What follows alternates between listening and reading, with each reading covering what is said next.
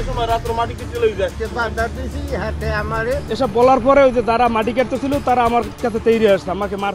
যখন রাত নেমে আসে তখন পটুয়াখালীতে ক্রমেই বাড়তে থাকে প্রভাবশালী মাটি খেকোদের আনাগোনা।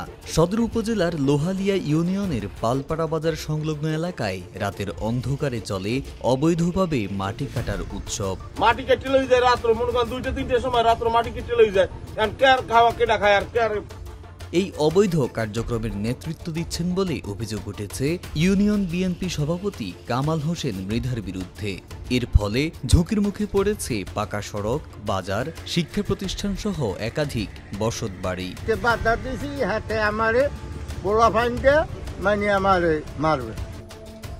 স্থানীয়দের অভিযোগ, প্রতিদিন গভীর রাত থেকে ভোর পর্যন্ত ভেকু ও ডাম্পার ব্যবহার করে বিপুল পরিমাণ মাটি উত্তোলন করা হচ্ছে।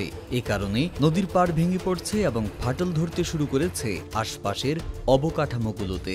আমাকে ফেরি আমরা তোমার কি কিন্তু কিনে একজন আর 2 করা কাটে 10 করা রাত্রে হইলে আগামুর আতাইতে তাইতে আগামুরা আতাই এরপরে পেরিগুলো লই যায়। তেন আগো লাগে আমরা জোর চলন পারি না, এই জন্য আমরা রাস্তা থাকবে, রাস্তায় তো থাকবে না। রাস্তা তো এখান তো মোটামুটি আছে, উকুল যে নাই, উকুল দিয়ে আছে নলহানে ফাঁক। এসব বলার পরে ওই যে যারা মাটি কাটতেছিল তারা আমার কাছে তৈরি আসছে আমাকে মারতে। আসার পরে আমি বললাম যেন আপনারা কার সাহসে মানে এত কিছু করার পেইলেন। পরবর্তীতে আমার কাছে বিভিন্ন ধরনের নেতার ফোন আসতে শুরু করে আমার নাম্বারে।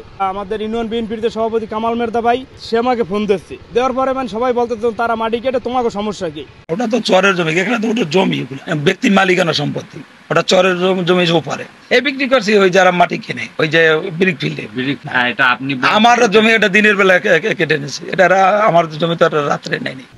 পটুয়াখালী ভূমি অফিসের সহকারী কমিশনার চন্দন করের নিকট এ বিষয়ে জানতে চাইলে তিনি জানান, সরকারি জমি হলে মাটি কাটার কোনো সুযোগ নেই এবং ব্যক্তিগত সম্পত্তি হলেও নদীপাড়ের মাটি কাটার কোনো বৈধতা নেই। যদি জায়গাটা সরকারি সম্পত্তি হয় সেক্ষেত্রে নেওয়ার তো কোনো সুযোগই নাই। ইভেন ব্যক্তিগত সম্পত্তি অর্থাৎ রেকর্ডি সম্পত্তি হইলেও সেক্ষেত্রে আমাদের নদীর পাশ থেকে মাটি কাটার বা কোনো একটা ল্যান্ডের সার্ফেস এরিয়া থেকে মাটি কাটার বিধান নেই। এ বিষয়ে জানতে চাইলে পটুয়াখালী পানি উন্নয়ন বোর্ডের নির্বাহী প্রকৌশলী মোহাম্মদ আরিফ জানান, প্রশাসনের সাথে সমন্বয় করে অপরাধীদের বিরুদ্ধে আইনি ব্যবস্থা নেওয়া হবে। না, আসলে বেড়িবাঁধ ঝুঁকিপূর্ণ হয়ে যেতে পারে, এরকম অবস্থায় মাটি কেটে নেওয়ার কোনো যাবে না। তাতে হচ্ছে আমাদের যারা বেড়িবাঁধের ভিতরে আছে তারা ঝুঁকিতে পড়বে।